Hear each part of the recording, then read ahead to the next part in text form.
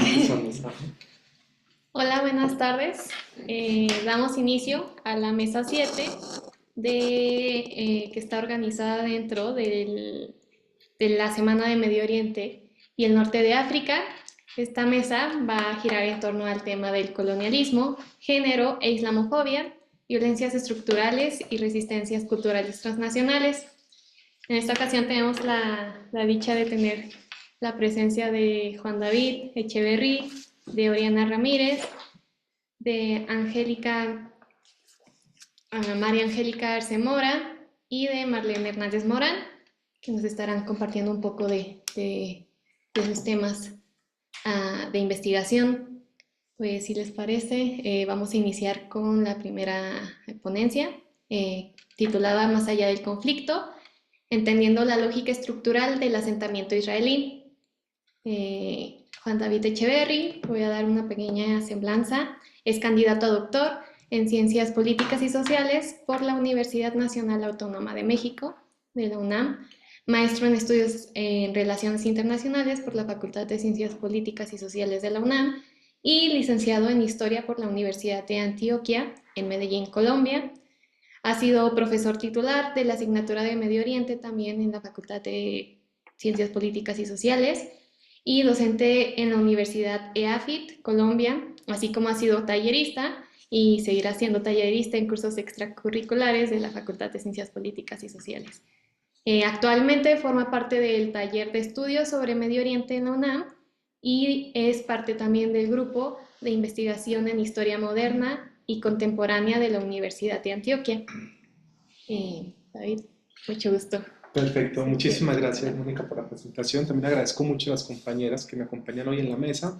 El tema de hoy, también para aprovechar bastante el tiempo, pues gira alrededor entonces de la necesidad de ir cambiando dentro de lo que se ha conocido comúnmente como el conflicto palestino-israelí, de lo que sería la lógica del conflicto hacia la lógica del colonialismo, de asentamientos que ha implementado entonces Israel en la zona.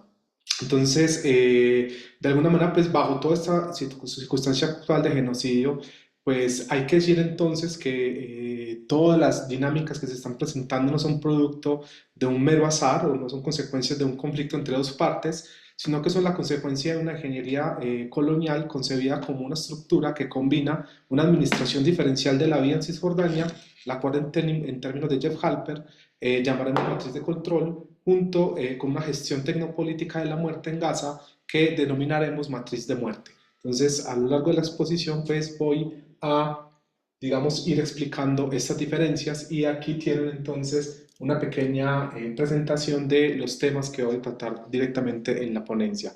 Entonces, no obstante, antes de adentrarnos en todos estos temas, pues tenemos entonces que abordar qué implica ese paradigma tradicional del conflicto bilateral, para luego explicar por qué es necesario virar hacia un análisis del fenómeno como un caso ejemplar de colonialismo de asentamiento.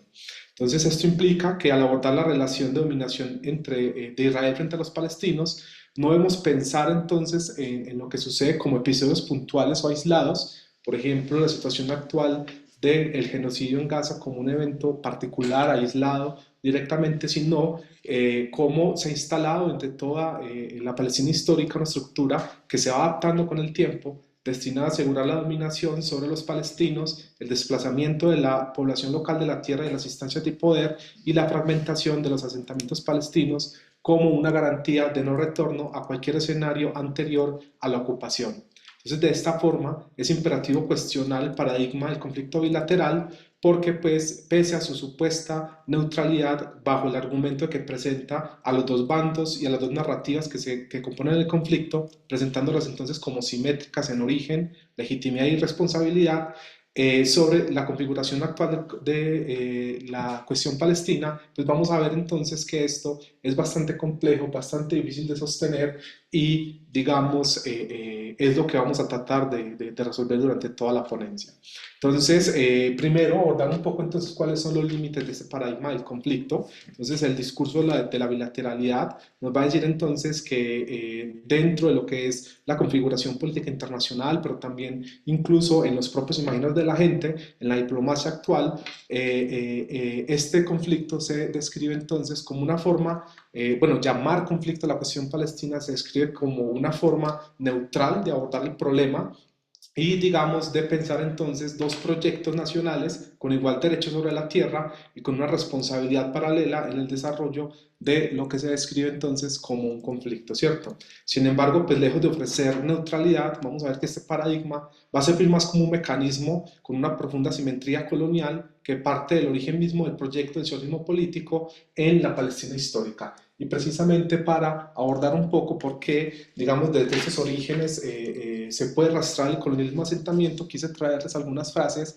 que van a representar muy bien entonces los objetivos del sionismo político desde el inicio en la Palestina histórica. Entonces, como advierte Elisa Taraki, hablar de un choque de narrativas que iguala actores, agencias y legitimidades no es un recurso objetivo, pues al hacerlo se invisibilizan hechos unilaterales que van desde la expansión de asentamientos ilegales, la construcción del muro de separación o la negación del retorno palestino, haciendo entonces que dicho unilateralismo se convierta entonces en una dinámica que no se puede, digamos, responder solo bajo, digamos, la premisa de una respuesta defensiva de Israel frente a su devenir de las relaciones internacionales con los palestinos, sino como manifestaciones directas de un poder colonial que define las condiciones de vida, la movilidad y la cotidianidad de la sociedad palestina.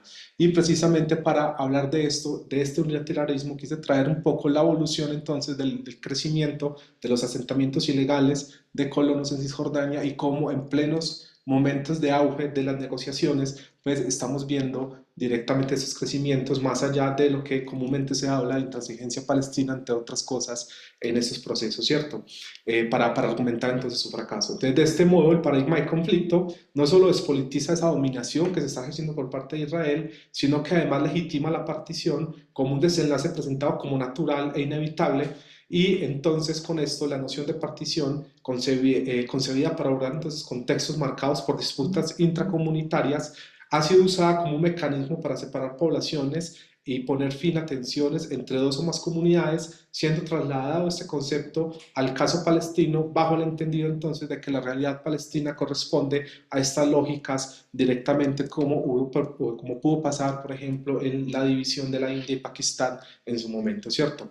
Entonces, digamos, se supondría bajo este principio de la partición que al alcanzar la estatalidad israelí bastaría con lograr entonces desmezclar ambas sociedades, la israelí y la palestina, y, digamos, establecer un Estado palestino para que esto se solucionara, ¿cierto? Pero como vamos a ver entonces en esta pequeña línea de tiempo, vamos a ver que esa solución para los palestinos no ha sido posible precisamente porque ha estado atravesada por el colonialismo de asentamiento que de alguna manera, digamos, su objetivo específico es maximizar su control sobre los recursos, la tierra e incluso la población, ¿cierto? Entonces, sin embargo, entonces la cuestión palestina no se trata tanto de una disputa entre comunidades con pretensiones equivalentes, sino de cómo abordar un régimen de asentamiento cuya lógica es unilateral y que de alguna manera entonces busca la eliminación de la población nativa, desbordando por completo la narrativa de la separación de dos pueblos en estados con plena soberanía. En consecuencia, entonces, la aparente neutralidad del conflicto bilateral termina por normalizar la desposesión y reconfigurarla como seguridad o autodefensa. Y precisamente entonces acá tendríamos que adentrarnos un poco en definir qué es el colonialismo de asentamiento. Entonces, digamos, dicho todo lo que hemos hablado, resulta necesario pensar el colonialismo de asentamiento como un marco analítico para la cuestión palestina. Entonces, a diferencia de otras formas coloniales, porque hay varias formas de colonialismo, que muchas de ellas se centran entonces en la explotación económica de las poblaciones nativas, el colonialismo de asentamiento se caracteriza por la ocupación permanente del territorio y por la lógica de la sustitución de la población originaria mediante su desplazamiento forzado, su confinamiento, su aculturación o su eliminación directa. Entonces, como subraya Patrick Wolf, el colonialismo de asentamiento no es un evento aislado, sino una estructura que se adapta con el paso del tiempo y las exigencias del contexto, orientada a mantener activo su objetivo central, que es despojar a la población nativa del acceso a la tierra y las instancias de poder. Entonces, con esto, pues, digamos, vamos a ver entonces que esa lógica de la eliminación no opera de manera uniforme, sino que, digamos, va a operar de manera diferenciada en Cisjordania por un lado, donde, digamos, se expresa en un entramado jurídico y administrativo de control multidimensional sobre la cotidianidad palestina, mientras que en Gaza se va a manifestar en la implementación de un laboratorio necropolítico donde la violencia letal y las tecnologías de encierro constituyen el núcleo del gobierno. Eso no quiere decir que ambas formas de control sean mutuamente excluyentes, pues podemos observar manifestaciones de ambas matices, tanto en Cisjordania como en Gaza. Y acá precisamente pues entonces tenemos esta cuestión de la diferencia entre lo que sería la matriz de control en Cisjordania y la matriz de muerte, que vamos a ir desarrollando rápidamente. Pero antes de eso, para que nos hagamos una idea entonces de cómo funciona operativamente el colonialismo de asentamiento, quise traerles este pequeño gráfico que les muestra cómo conciben el territorio de los colonos, creando un círculo vicioso, por llamarlo de alguna manera, donde los colonos conciben todo el territorio de Cisjordania como parte esencial de su identidad y del Estado de Israel, y el Estado de Israel concibe todo territorio en manos de los colonos como parte intrínseca de su entramado nacional, haciendo pues que se refuerce uno con otro. Y lo mismo acá entonces, pues, de alguna manera resaltar esa fabricación de la inviabilidad estatal palestina a través de la fragmentación territorial, la vigilancia permanente, el control territorial y un régimen jurídico dual que, digamos, vamos a tratar como un apartheid jurídico y que vamos a desarrollar más adelante. Entonces, digamos, la matriz de control designa el entramado de derecho, represión y burocracia, infraestructura vial, securitaria y tecnovigilancia que organiza la vida de los palestinos bajo ocupación. Su columna vertebral es un régimen dual que, digamos, es marcado entonces en cómo va a tratar entonces a diferentes grupos según criterios étnicos y nacionales, donde los colonos israelíes están sujetos al derecho civil israelí con plenas garantías, mientras los palestinos son sometidos a más o menos 1800 órdenes militares y a tribunales militares que regulan su movilidad, su residencia, su uso del espacio y sus libertades básicas. Entonces, no se trata tanto de una mera simetría jurídica, sino, como dicen B'Tselem y Human Rights Watch, que es una apartheid legal administrado por una densa red de organismos civiles, militares y de inteligencia. Bueno, y precisamente acá tenemos pues una muestra de esto, de que, digamos, a lo largo de esta ocupación, más o menos 1 millón de palestinos han pasado por las cárceles israelíes, haciendo pues que las detenciones sean sistemáticas y muchas veces que pasan por encima de cualquier derecho civil que se le pueda otorgar a los palestinos. Sin embargo, entonces esta matriz no se limita al plano normativo, sino que se materializa en un entramado de dispositivos de control extendidos en todo el territorio palestino. Y para poner un ejemplo, pues vamos a mencionar el caso de la ciudad de Hebrón, donde existen sistemas que combinan reconocimiento facial y cámaras con visión nocturna y zoom, muchas de ellas apuntando directamente entonces al interior de las viviendas palestinas, y con eso pues esa vigilancia constante altera las rutinas, las relaciones sociales y los sentidos de intimidad, funcionando no como un exceso aislado, sino como un mecanismo sistemático de vaciamiento demográfico a través de la presión cotidiana. Y acá les traje pues algunos ejemplos de esos sistemas que, digamos, son los que más se pueden resaltar pues dentro de esa presentación. Y, digamos, como resultado de este tipo de tecnologías, se lleva a cabo entonces una gobernanza cuasi total de la movilidad, el tiempo y la exposición a la vigilancia, donde Israel supervisa en tiempo real quién circula, por qué rutas, con qué permisos y bajo qué perfil de riesgo se circula por las calles de Cisjordania, por ejemplo. En estas condiciones, la llamada autonomía palestina queda reducida a una administración municipal subordinada, sin control real sobre el andamiaje coercitivo que define el espacio y la vida cotidiana. Y acá precisamente pues que digamos para analizar un poco esto cómo funciona a nivel local y resaltar algunos actores, pues vamos a tener que hay digamos actores como el Consejo de Yesha que coordina la gobernanza de los asentamientos en la zona C de Cisjordania y gestiona recursos estatales y obra pública, las cuales terminan por consolidar de forma permanente la colonización sobre el territorio palestino, convirtiendo la arquitectura y la urbanización en una herramienta constante de ocupación.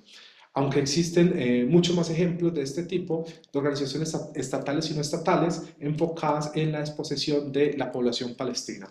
Aún con todo, pues la sustentación material de esta matriz no es únicamente local, sino que también es transnacional y, digamos, este fenómeno es definido por John Collins como el colonialismo internacional que articula estados, empresas, think tanks, lobbies y que legitima entonces y vuelve económicamente rentable el régimen de asentamientos y la vigilancia constante de la población palestina. En términos conceptuales, entonces, en Cisjordania la eliminación no se ejerce necesariamente a través de la muerte directa, se manifiesta como una eliminación funcional de la soberanía palestina, es decir, la neutralización sistemática de toda capacidad de autogobierno mediante el control territorial, jurídico y demográfico, y con eso entonces el régimen de órdenes militares, la fragmentación espacial en áreas desconectadas y la subordinación de cualquier decisión política a la autoridad ocupante garantiza una anexión suficiente de los territorios palestinos ocupados sin la necesidad de asimilar dentro del Estado israelí a millones de palestinos que son vistos como una amenaza demográfica de carácter existencial para Israel. Y ya entendido un poco cómo funcionan las cosas en Cisjordania, pasaríamos entonces a la matriz de muerte en Gaza, donde pues comparativamente en Gaza, digamos, este territorio constituye un espacio radicalmente distinto, donde, digamos, podemos hablar de un territorio cercado y monitorizado, donde el control se ejerce como la capacidad de decidir quién vive y quién muere, administrando la exposición, diferenciar a la muerte, y un ejemplo de esto pues va a ser el denominado muro inteligente de Gaza, que integra sensores sísmicos contra túneles, cámaras térmicas, armas automáticas, radares y barreras marítimas, convirtiendo al enclave en una cárcel digitalizada. En este contexto, el acceso a recursos básicos, empleo, salud y vínculos familiares queda supeditado a un perímetro tecnificado que regula cada dimensión de la vida cotidiana.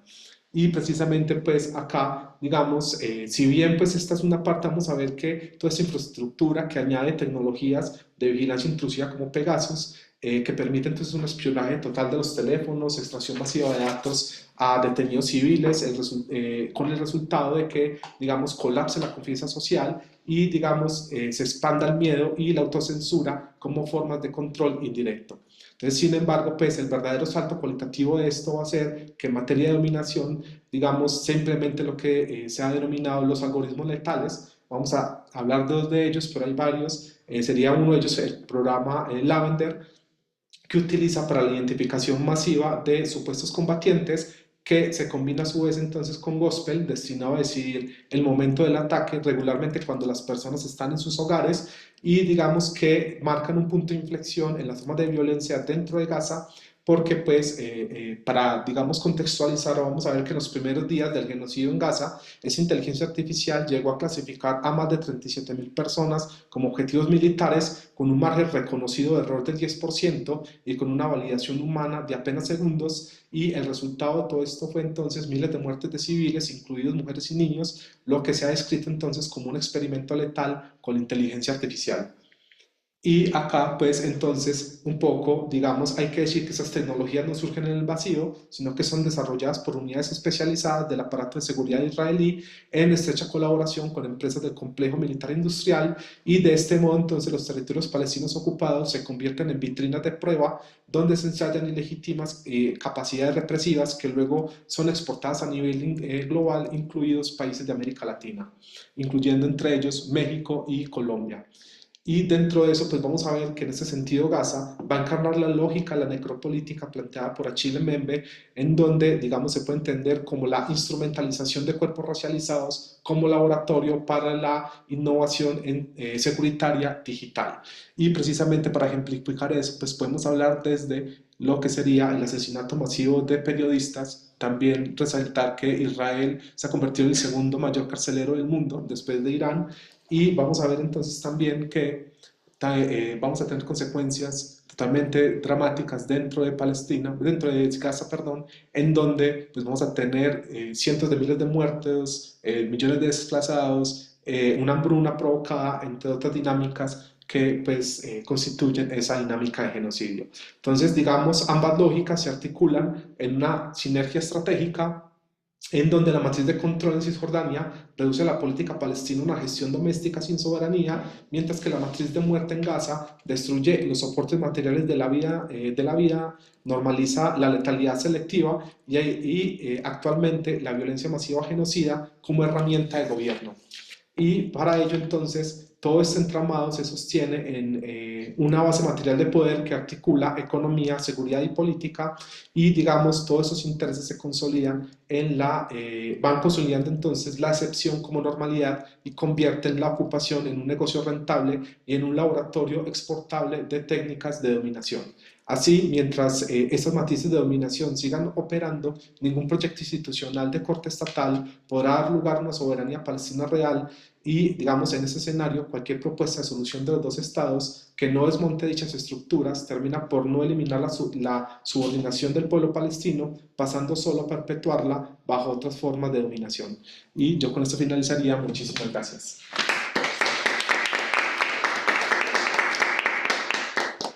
Gracias, Juan David. Nos queda claro que nos pudiste hacer un énfasis sobre esta clave histórica en el proceso de colonización de Palestina, que es un proceso muy particular, ¿no? Un proceso de asentamiento, de colonización por asentamiento, y cómo esto se ha forjado de forma histórica en un periodo de larga data, pero también cómo se ha extendido, no solo se ha quedado dentro de Palestina, sino se ha generado una especie de transnacionalización de la seguridad, ¿no? Como importar a este mercado del capitalismo de la vigilancia. Pero muchas gracias. Ahora nos vamos con Oriana Ramírez Ruiz, quien nos va a presentar el caso, la situación de la institucionalización de la islamofobia en Francia. Oriana es maestra en estudios en relaciones internacionales por la Universidad Nacional Autónoma de México y licenciada en Relaciones Internacionales por la misma universidad.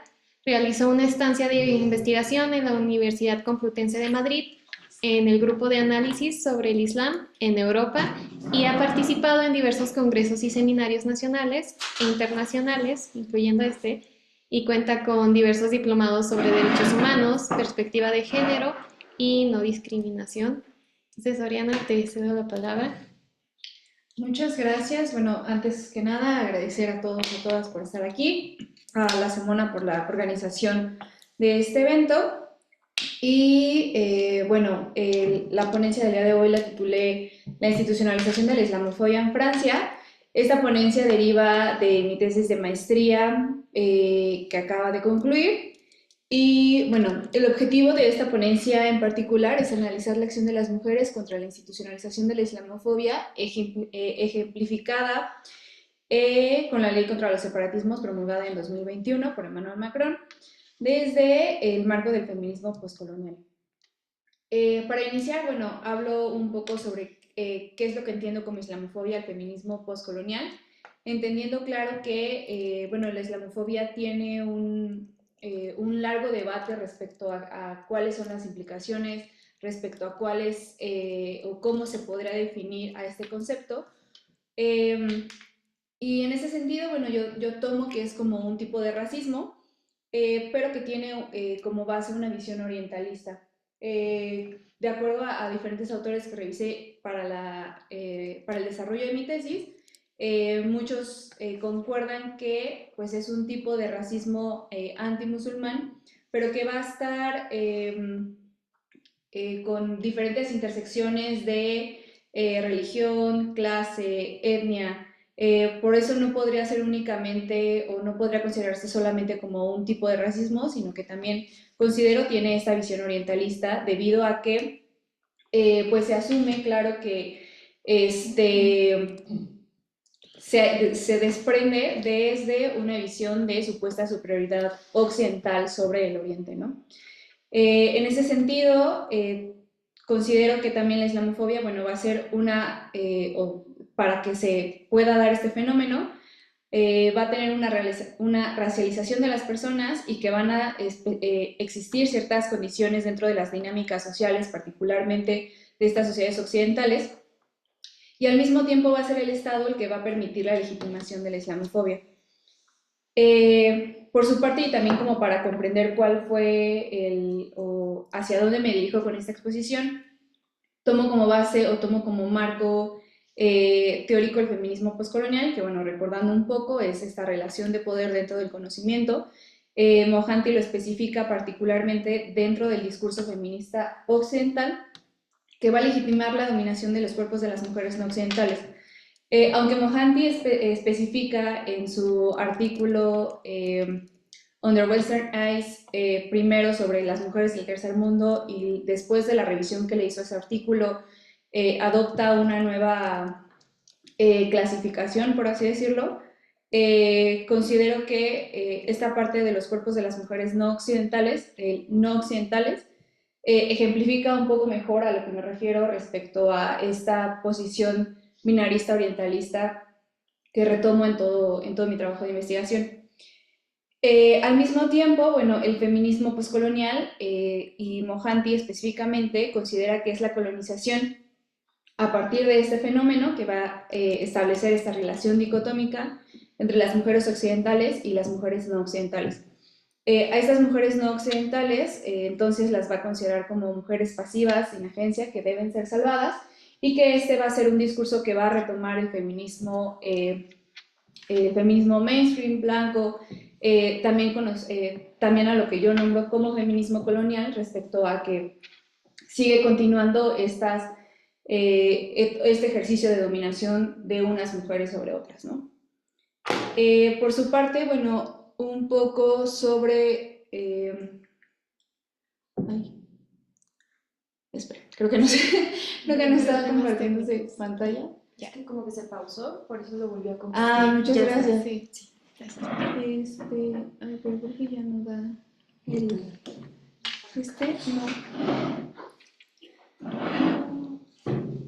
Bueno, recordando un poco lo que significa esta parte de la ley contra los separatismos,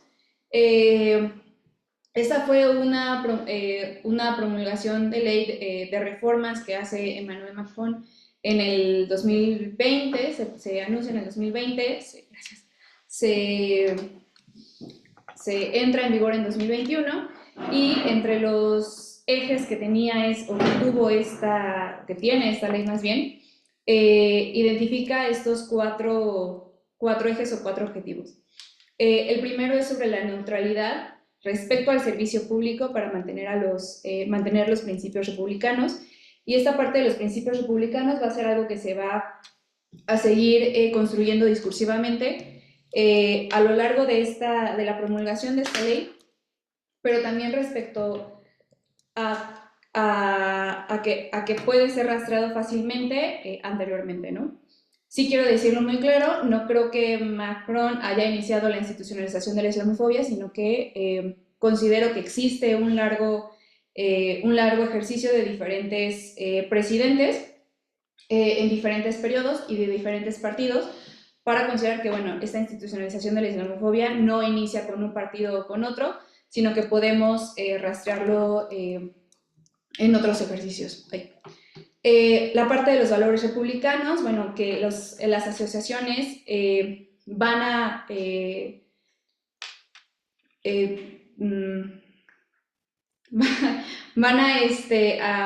asumir estos valores republicanos dentro de las asociaciones para limitar los actos de terrorismo, racismo y antisemitismo. Esta parte es muy relevante debido a que, bueno, se asumía también que, y esto se da dentro del contexto de la disolución del colectivo contra la islamofobia en Francia, bueno, que diferentes asociaciones, organismos y colectivos permitían la promulgación de diferentes visiones o diferentes ideologías que se asumían eran terroristas, ¿no?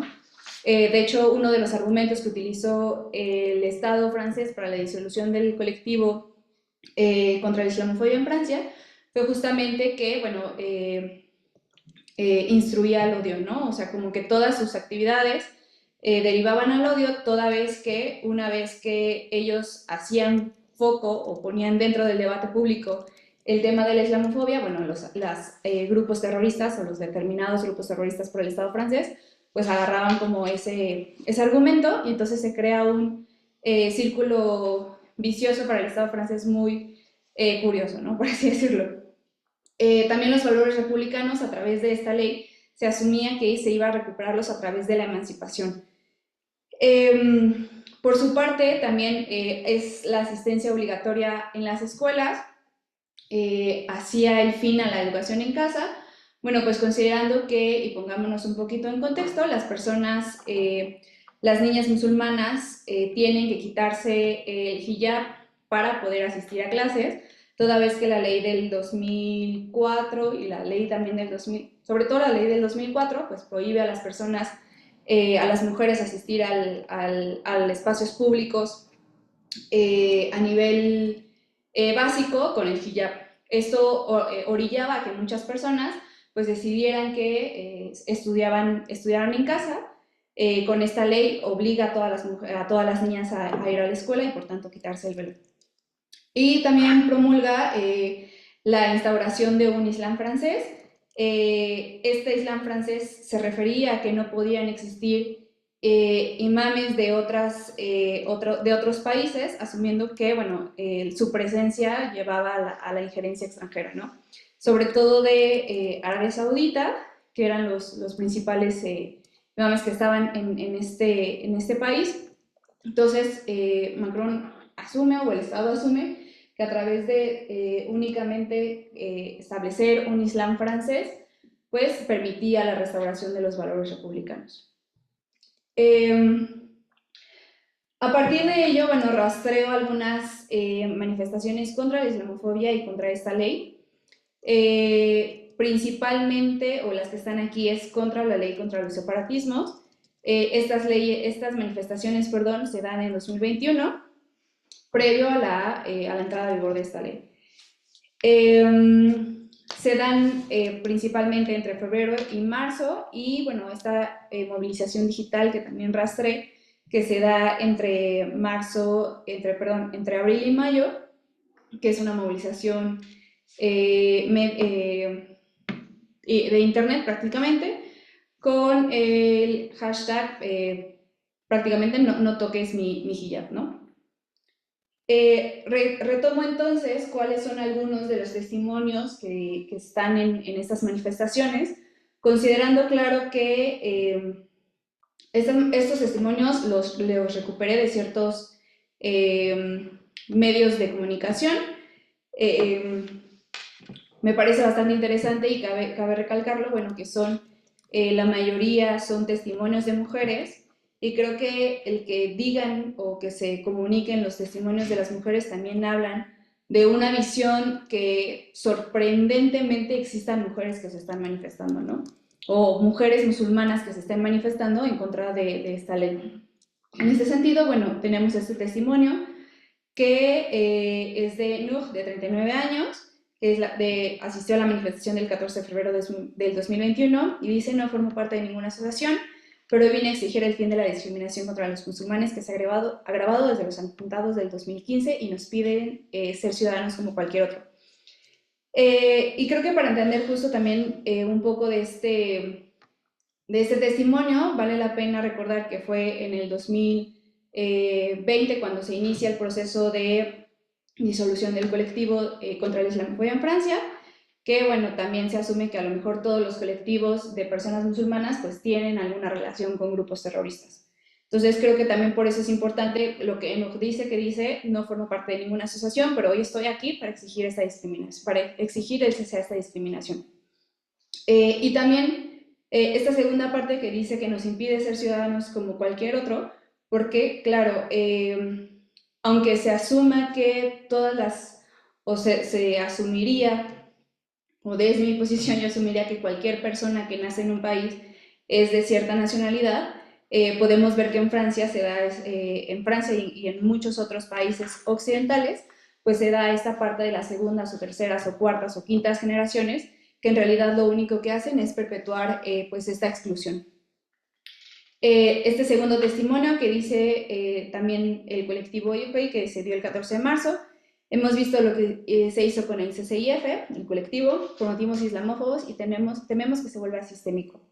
Queremos que el Estado respete verdaderamente la laicidad y su deber de neutralidad con respecto a la religión. Y ese testimonio creo que también ilustra perfectamente cuáles son las protestas que tienen las personas musulmanas, ¿no? No solamente tiene que ver con que respeten sus decisiones, sino que, claro, se asume que, o se ha establecido discursivamente que el Estado francés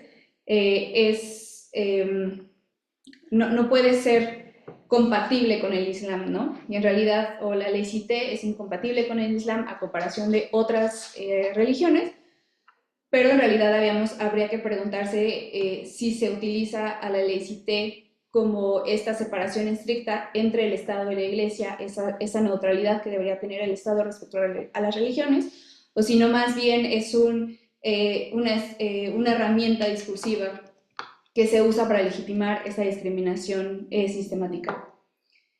Este testimonio también de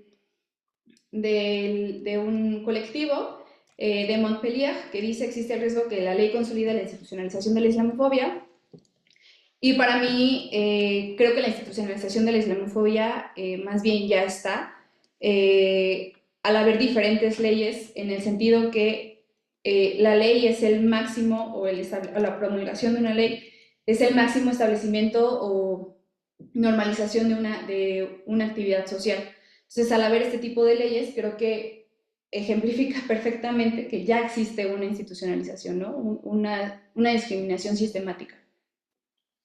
Finalmente,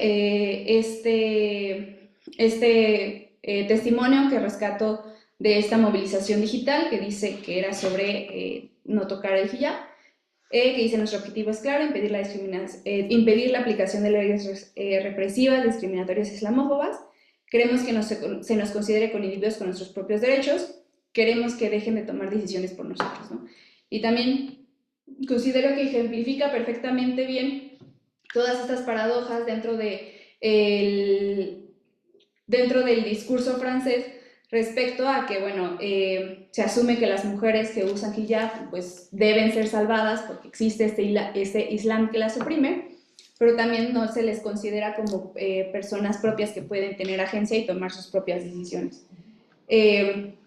Creo que ejemplifica perfectamente esta necesidad o esta visión orientalista que tiene el Estado francés respecto a las personas musulmanas, pero también que es justamente la islamofobia que tiene esa visión orientalista. Y bueno, finalmente también hago esta investigación sobre una organización que se llama la LAB. Es una asociación feminista y antirracista, considerando también que las únicas formas de resistencia, consideramos desde este lado occidental, pues que solamente son tomar las calles, protestar, exigir los derechos desde esta forma más pues visual, ¿no? O más presencial. Pero creo que también existen otras formas de hacer resistencias que no necesariamente tienen que ver con estas protestas o estas movilizaciones sociales que van y toman las calles, sino una resistencia desde lo más, desde a partir de cómo se crea comunidad. Es ahí en donde entra la LAB, que bueno, justo se define como esta asociación feminista y antirracista, cuyo objetivo es oír y a la vez defender los derechos de las mujeres musulmanas que se encuentran en el corazón de la opresión sexista, racista e islamófoba. La parte de cómo la LAF protesta a través de estas o contra estas opresiones sexistas, racistas e islamófobas es a partir de la creación de comunidades, a lo que ellas definen como una creación solidaria que, claro, que abraza o da cabida a todas las personas o a todas las mujeres que se encuentran dentro de esta organización, sean musulmanas o no, una creación de comunidad de expresiones y conocimientos que lo hace a partir de la publicación de artículos escritos por mujeres musulmanas, de las realidades, de los intereses que les interesan a ellas, ¿no? O sea, desde su realidad, desde su posicionamiento, y también esta creación de comunidad de poder, que es a partir de estas nuevas representaciones políticas dentro del Estado francés. Finalmente, creo que debemos llamar a no únicamente reconocer las movilizaciones sociales y protestas dentro de las calles como la única forma de resistir y protestar a esta institucionalización de la islamofobia, sino creo que también existen y habría que darle cabida a estas otras formas. Por mi parte es todo. Muchas gracias.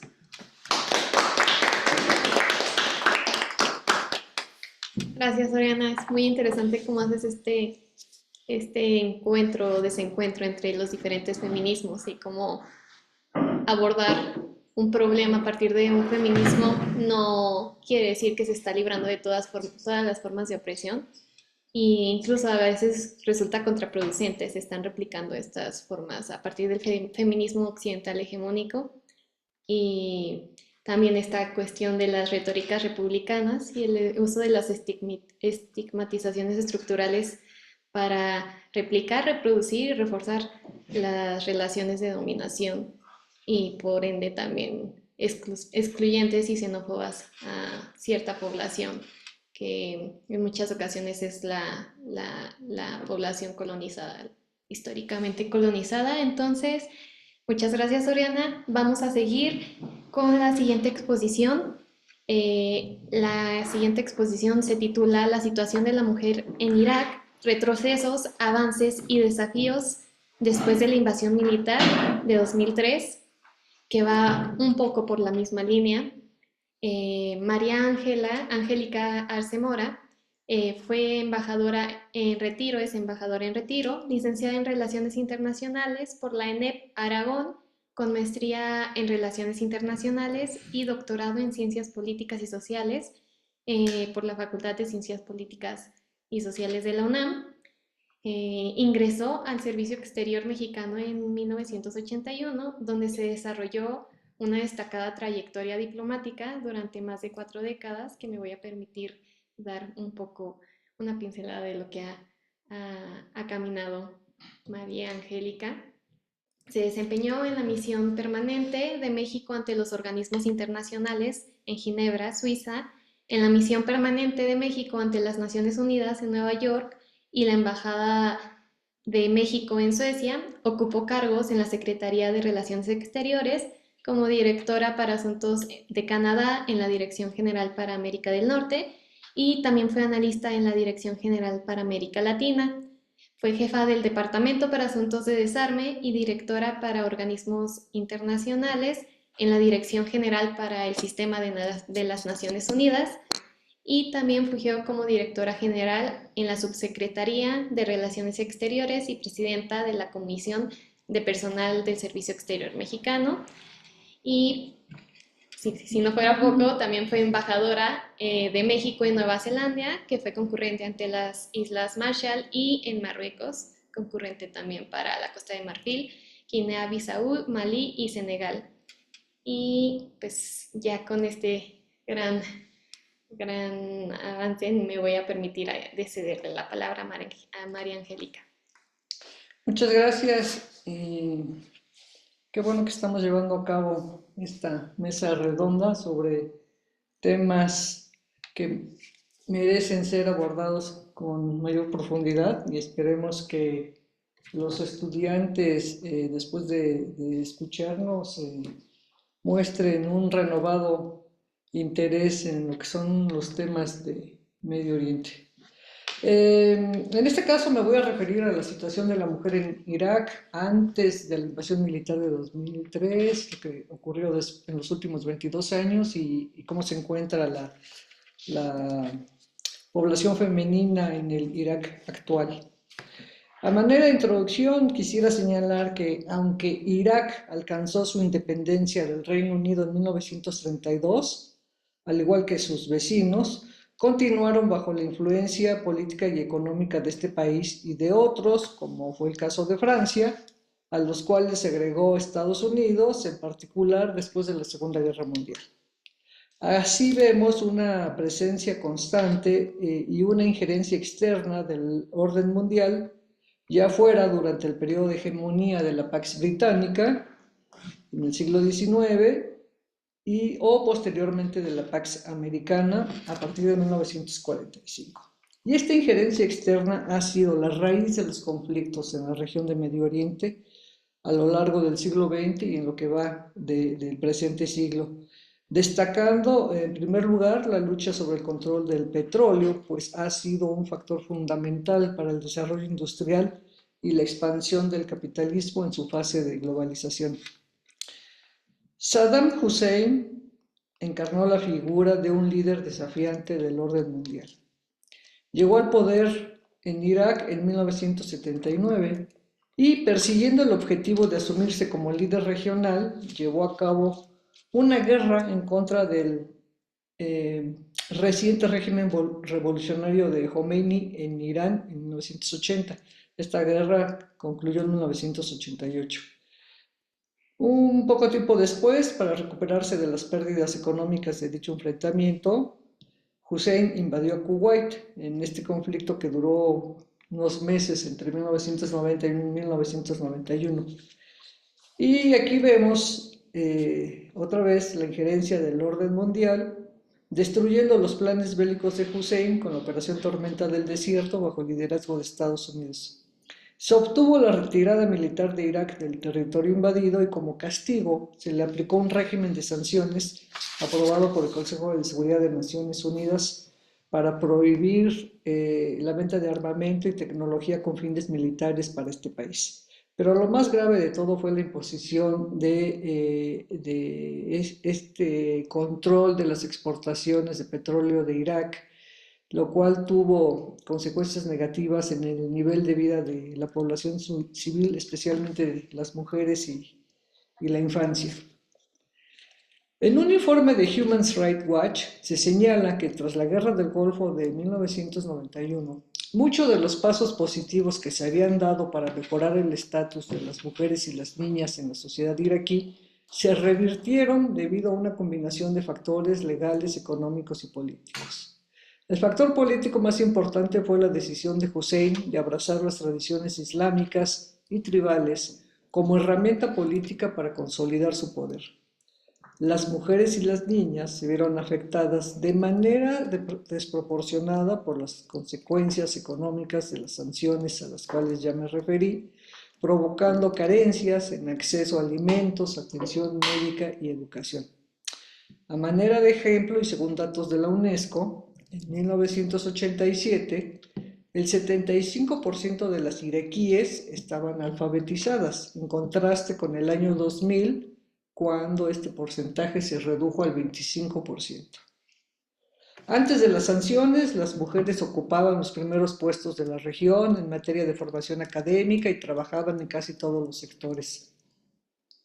En el periodo 1997 a 2004, el 68% de los docentes en Irak eran mujeres y la tasa global de participación de la mujer entre el personal médico era entre un 60 y 60%.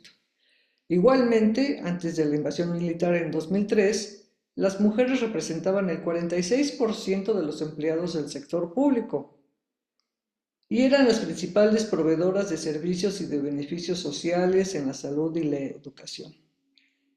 Pero después de 2003, casi todos los servicios estatales se privatizaron. Las mujeres ya no cuentan con un sistema de salud general ni con un esquema de guarderías subvencionadas. Al resquebrajarse el sector público durante la época de Hussein, el empleo femenino disminuyó de manera considerable. Actualmente, Irak se encuentra en la posición 146 de un total de 162 países en el ranking del Índice de Desigualdad de Género, según cifras del Programa de Naciones Unidas para el Desarrollo. Y la participación actual de las mujeres en el mercado laboral solamente llega a un 11.6%.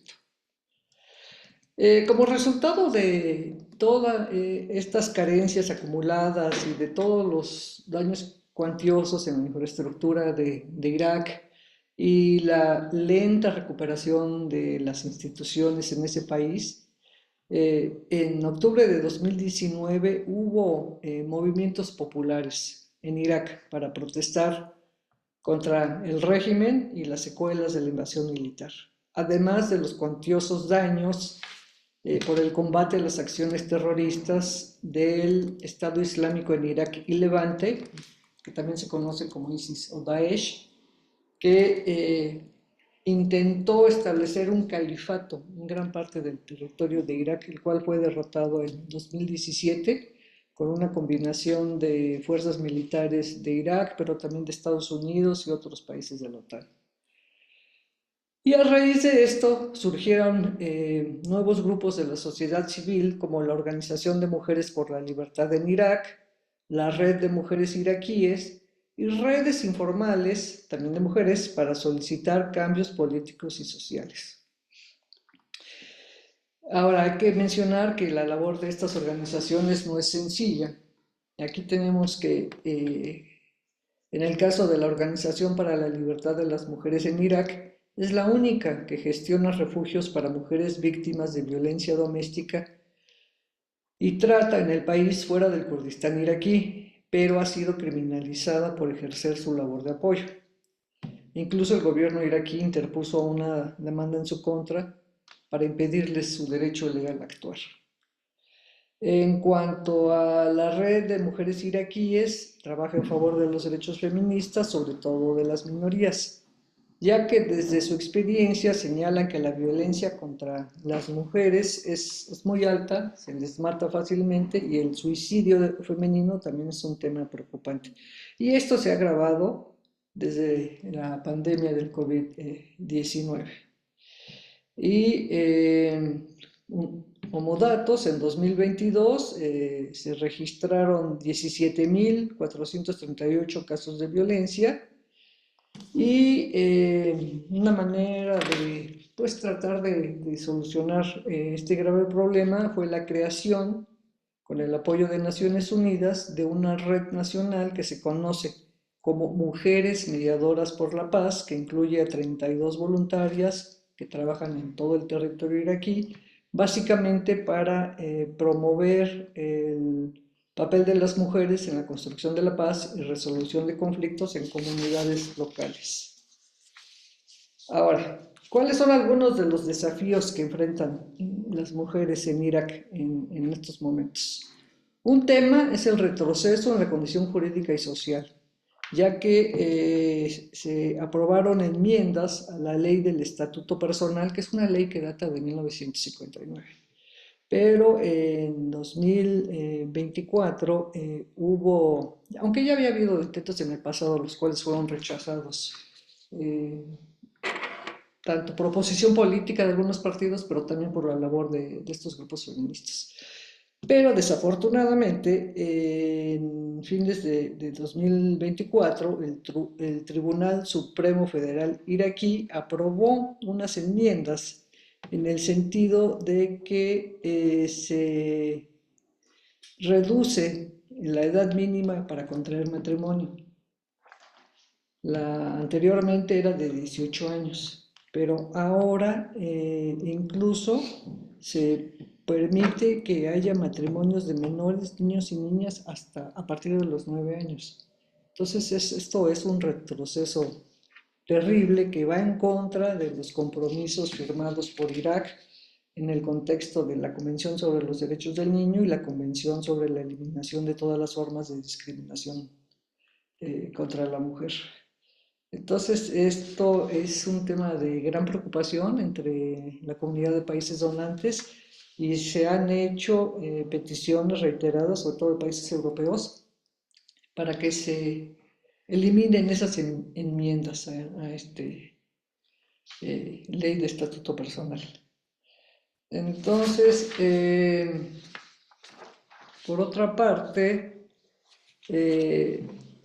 ayer se celebraron elecciones parlamentarias en Irak, las sextas que tienen lugar desde 2003, y vamos a ver cómo fueron los resultados.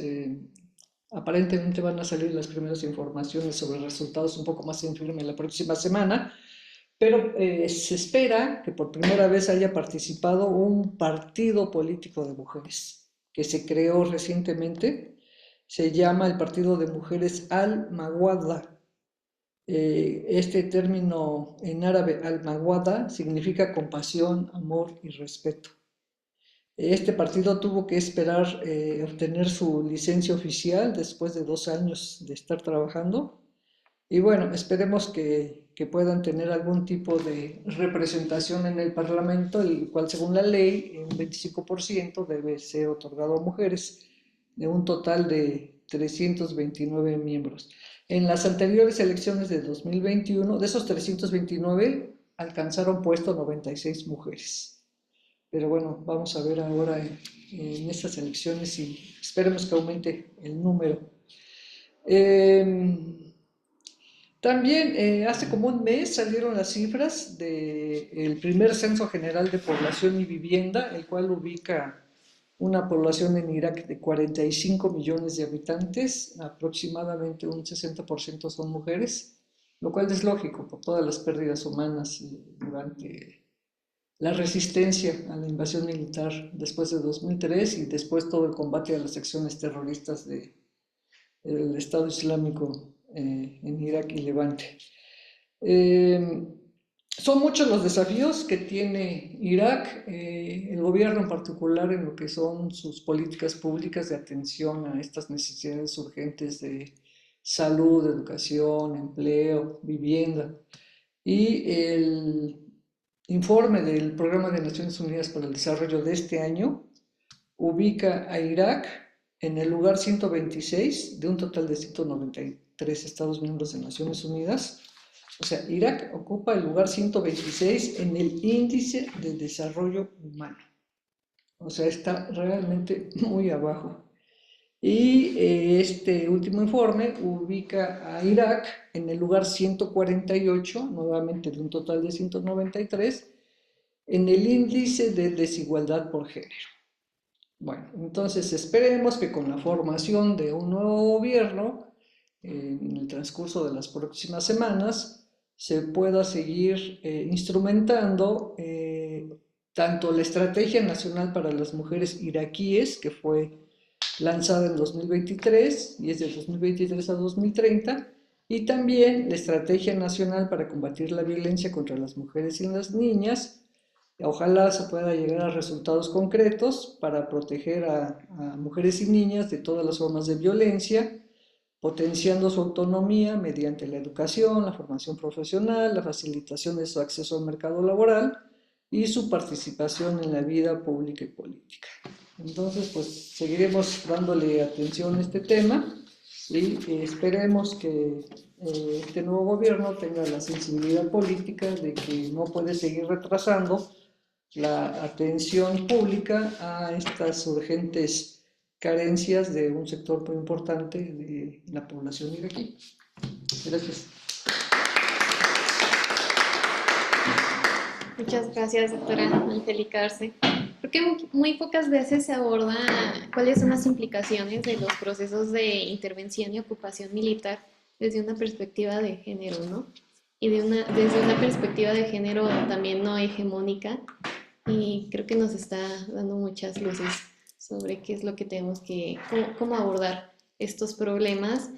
Y justo me resuena mucho este cambio del 40 y tantos % de las mujeres que ocupan el mercado laboral antes de la ocupación y posterior a se reduce a un 11%, y también creo que esto da evidencia o cuestiona estas narrativas de que estos problemas se dan únicamente, como lo decía también la maestra Oriana, que es porque las sociedades islámicas per se son así, ¿no? Pero más bien tienes implicaciones externas que reconfiguran el tejido social de una sociedad, y a veces la precarización es la forma o la extensión de la precarización de la sociedad es la forma de control de los nuevos imperios. Así es. Entonces, muchas gracias, doctora. Gracias. Y le daremos la palabra ahora a la doctorante Marlene Hernández Morán. Ella va a presentar lo que es la poesía femenina palestina a partir del 7 de octubre de 2023. Marlene Hernández Morán es doctoranda en Ciencias Políticas y Sociales por la Universidad Nacional Autónoma de México. Es maestra en Estudios de Asia y África con especialización en Medio Oriente por el Colegio de México y licenciada en Relaciones Internacionales, igualmente por la UNAM. Ha colaborado en proyectos de investigación de la UNAM y actualmente forma parte del proyecto de investigación el Shahnameh de Ferdowsi, lo dije bien, una lectura para la resistencia. Ha publicado diversos artículos en revistas nacionales e internacionales, así como capítulos de libro. También ha realizado estancias de investigación en España y en Palestina, y entre sus líneas de investigación se encuentra el estudio del arte popular y resistencias en Medio Oriente, literatura femenina palestina, diplomacia cultural y economía creativa en Medio Oriente y las luchas de las mujeres en la región. Y pues nos da mucho gusto escucharte, Marlene. Muchas gracias, Mónica. Pues primero que nada me gustaría agradecer a mis colegas. Sus presentaciones han sido muy enriquecedoras y pues nada, cerrar con broche en la mesa. También gracias a las y los organizadores de esta semana de Medio Oriente y Norte de África. Creo que son espacios que reúnen a gente experta y también como que todas estas disciplinas o interdisciplinas las podemos encontrar en un mismo espacio, lo cual parece, bueno, es muy rico de diversas o en diversas formas. Antes de iniciar con mi ponencia me gustaría señalar que en esta mesa, a pesar de que, o aunque hemos abordado diferentes temas o que podrían señalarse como diferentes, creo que se encuentran totalmente relacionados e interconectados, ya que pues en Medio Oriente el colonialismo y la colonización, en este caso en Palestina, se ha justificado incluso con base en discursos islamófobos, en discursos orientalistas, y bueno, en estos mismos discursos o estos mismos discursos también hacen o se encuentran basados en este sistema patriarcal. Y asimismo, pues ha habido muchos actores que han luchado en contra de estas formas de opresión y de violencia sistémicas.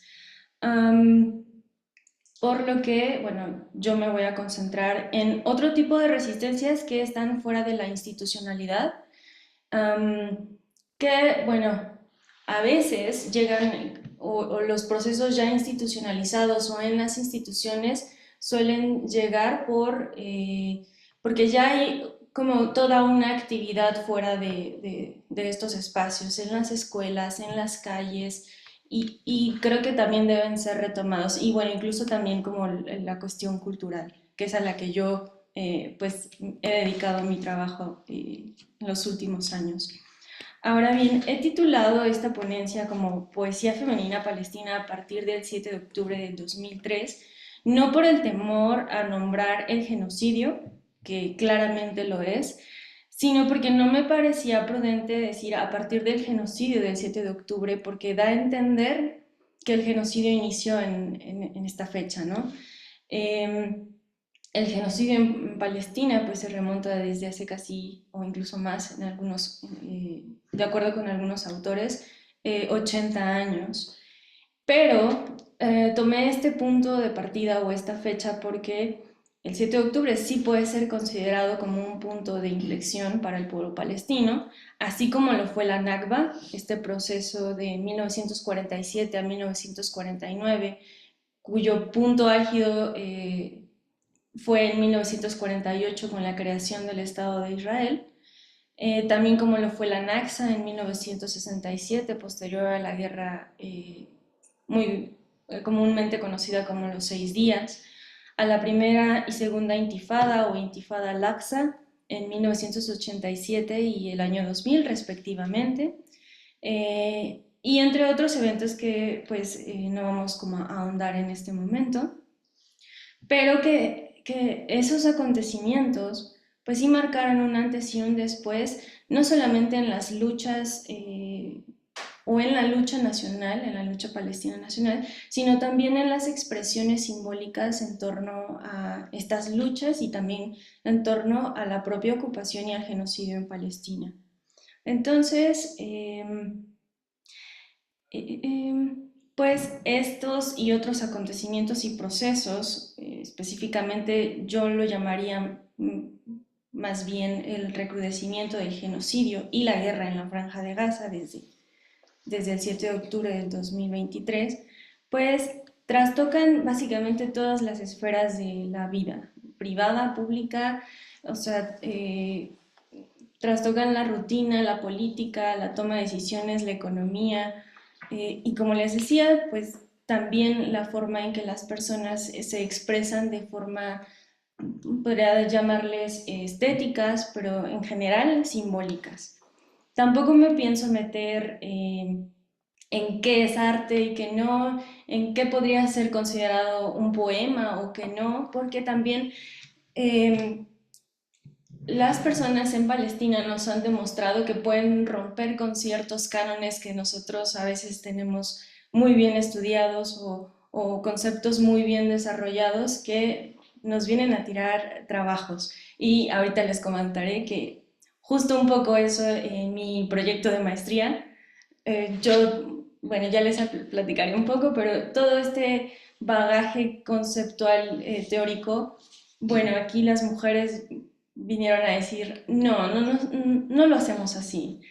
Entonces, por eso también el interés en seguir abordando este tipo de expresiones. Ahora bien, ¿por qué? Creo que ya no va. Ya, perdón. ¿Por qué hablar de poesía en estos momentos cuando una pensaría que las mujeres o en general que las personas en Gaza no estarían escribiendo poemas o novelas o cuentos cortos, que no estarían concentradas y concentrados vaya, en el proceso creativo estético? Pero considero que sí es importante retomarlos porque sí ha habido muchas producciones de las cuales ya les hablaré, y con ello no pretendo dejar a un lado un análisis geopolítico ni ignorar los alarmantes números de los que tenemos que estar bien conscientes, ni evitar informarse en los medios ni cadenas de noticias, siempre de forma crítica, pero es que a veces en las noticias y en los números se ignoran a las propias voces palestinas. Y por ello es que, en mi opinión y en mi perspectiva, un intento de darnos a la tarea de escuchar aquellas voces que nos gritan emociones como el dolor, el miedo, la frustración, el enojo, la indignación, pero también la esperanza, la comunidad, no sé, incluso el amor, es acercarnos a este tipo de expresiones que también con el uso de las redes sociodigitales pues podemos un poco eh, leer o acercarnos, insisto, a estas voces. Y en este tipo de expresiones pues yo ahorita hablaré de lo que es la poesía, pero claro que hay otras como la música, la prosa o cuentos cortos o también cortos audiovisuales que pues suelen ser compartidos, como les decía, en estas plataformas y que incluso otros proyectos que no son meramente palestinos han retomado como una forma de solidarizarse con toda la situación o con el genocidio en Palestina y en bueno, en la Franja de Gaza específicamente. También la poesía, porque esta suele trascender fronteras, suele trascender la censura, siempre que se tenga una señal de internet, porque ya hemos visto que Israel sí ha buscado tener incomunicadas a las personas en la Franja de Gaza porque saben que sus voces están teniendo mucha resonancia a nivel internacional y que eso pues ha movido masas alrededor del mundo y ha ejercido mucha presión en las instituciones, ¿no? Y que eso ha llegado a tener ya pues sí se ha materializado en decisiones dentro de la comunidad internacional. También por poesía, porque en medio de un genocidio cuyo objetivo es la extinción o expulsión de todo un pueblo, cada expresión suele concebirse como un testimonio y también como una enunciación de existencia meramente. Prueba su existencia y también por ello es una forma de liberación, aunque fuese o es momentánea, pero finalmente esa enunciación también es un tipo de liberación simbólica, ¿no? Y poesía porque también al hacer esa enunciación rompe con marcos de representación y construye imágenes de realidad que hacen notar lo que el gobierno israelí, pero también miles de colonos en Israel, no quieren que sea notado.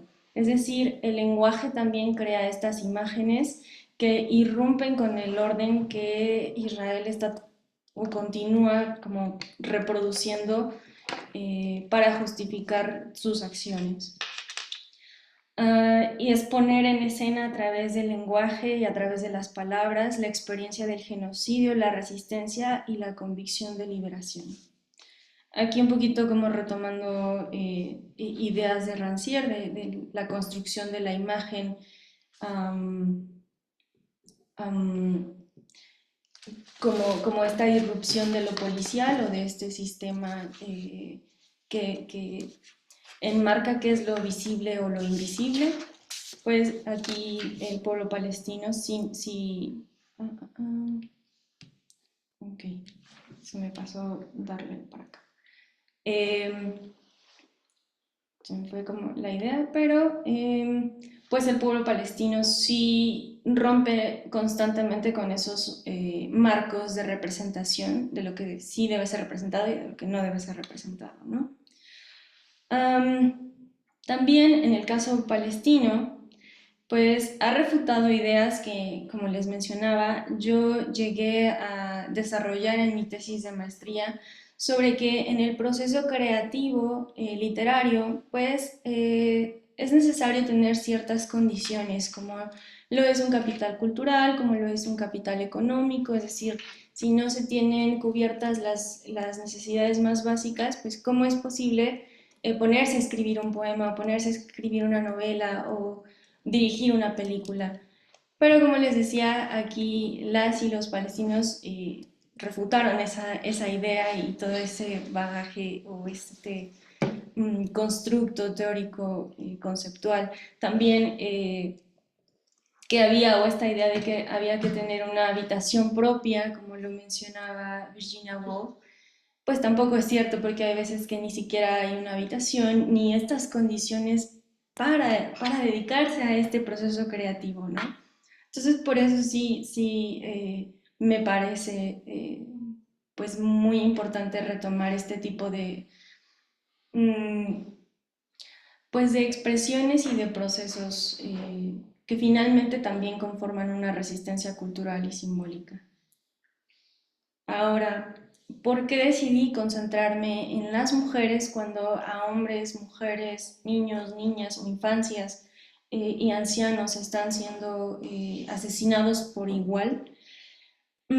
Porque al leer algunos de los poemas sí encuentro como algunas singularidades que me gustaría como resaltar o señalar a continuación, que no son del todo mencionadas en poesía escrita por hombres. Y también claro que las condiciones de las mujeres y las violencias que las atraviesan pues son distintas a las de los hombres o de los cuerpos feminizados a los cuerpos masculinizados, porque bueno, hay tareas o roles que están marcadas y sobre todo más en un contexto donde la seguridad es nula, como lo es la maternidad, las infancias, los cuidados y también esta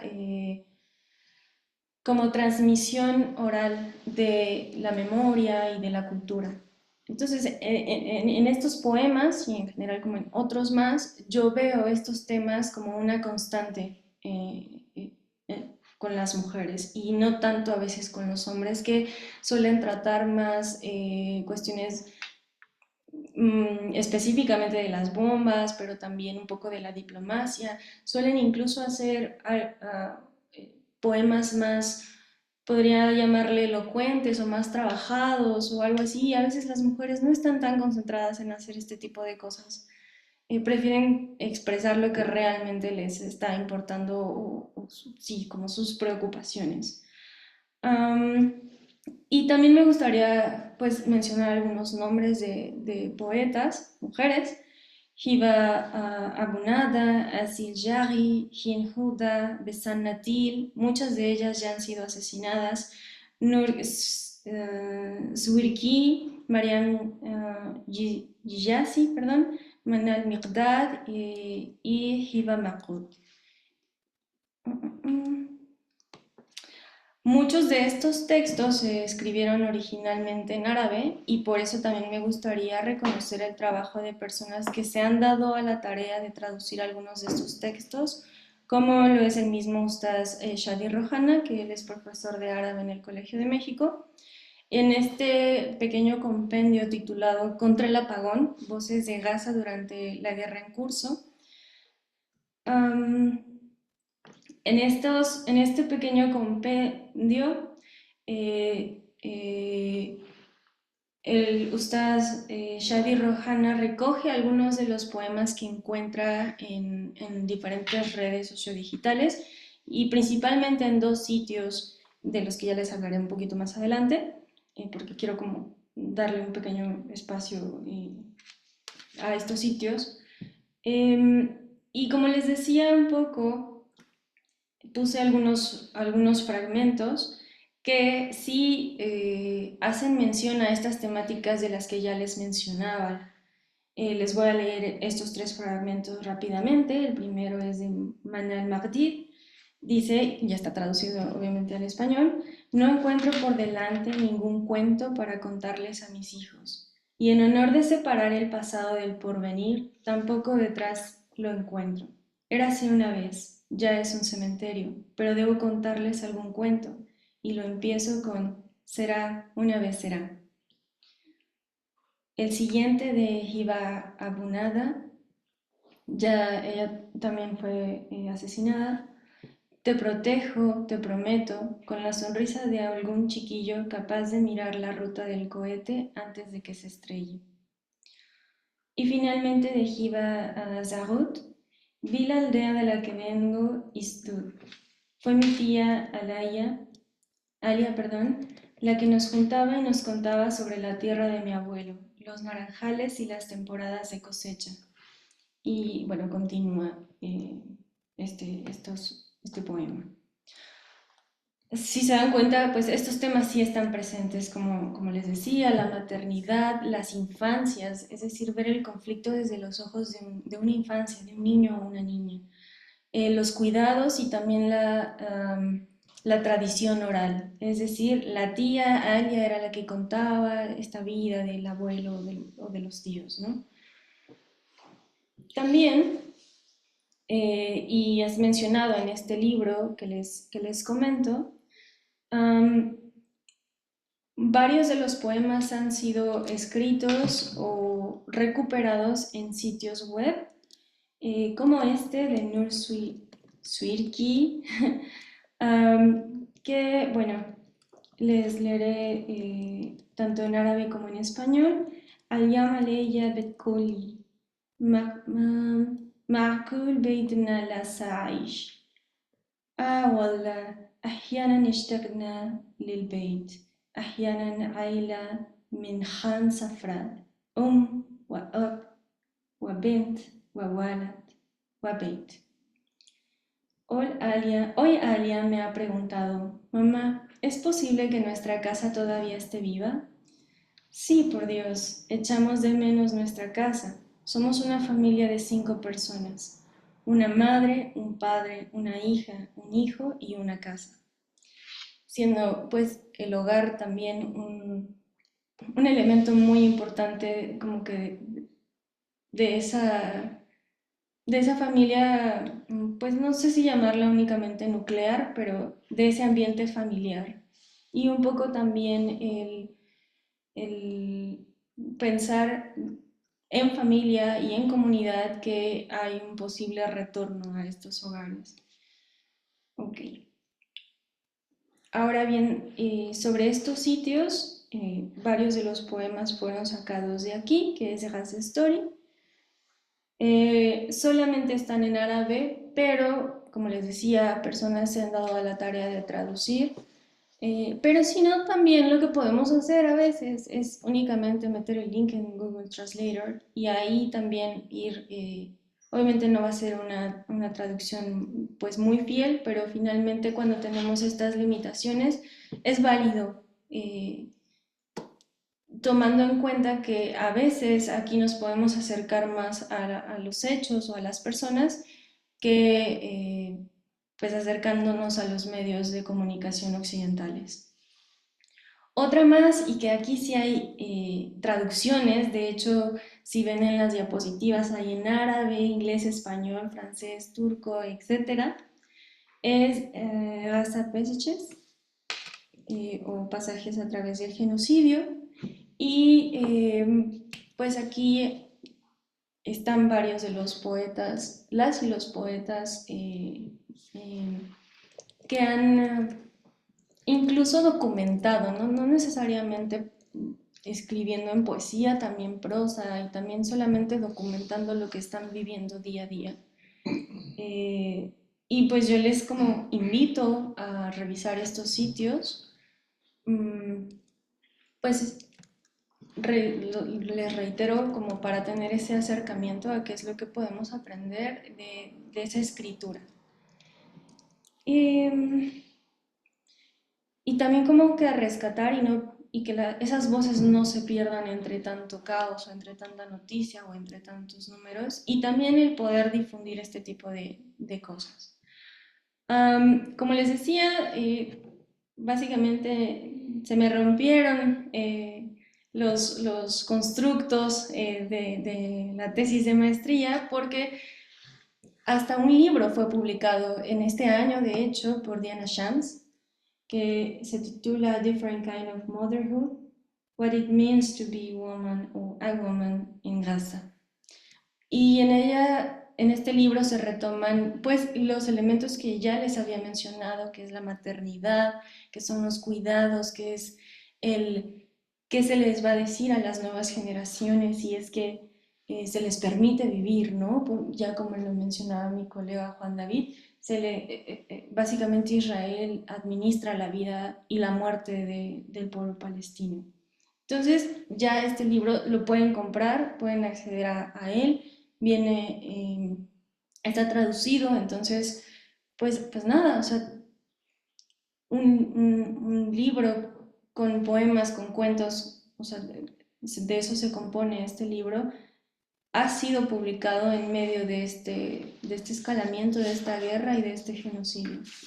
Y finalmente, otro de los espacios donde podemos acceder a estas voces de mujeres es pues, en nuestras redes sociodigitales. A veces hay que alimentar un poco al algoritmo para que nos empiecen a aparecer estos personajes o estas personas que se dedican a escribir, que se dedican a la educación, que incluso si han visto como recientes noticias, ya una generación más de estudiantes universitarios se graduó. Entonces, el pueblo palestino aún así continúa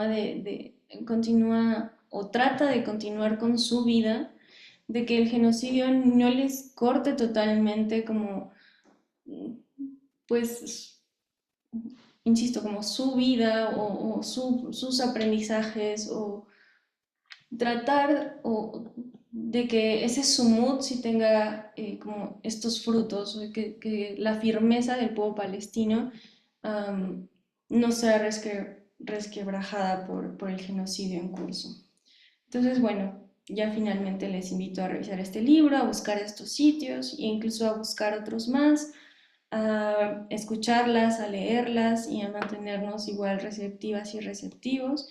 Y aunque a veces llega a ser un poco como cansado el ver que la situación a veces no mejora, ¿no? Y bueno, pues nada, eso sería todo de mi parte y muchas gracias.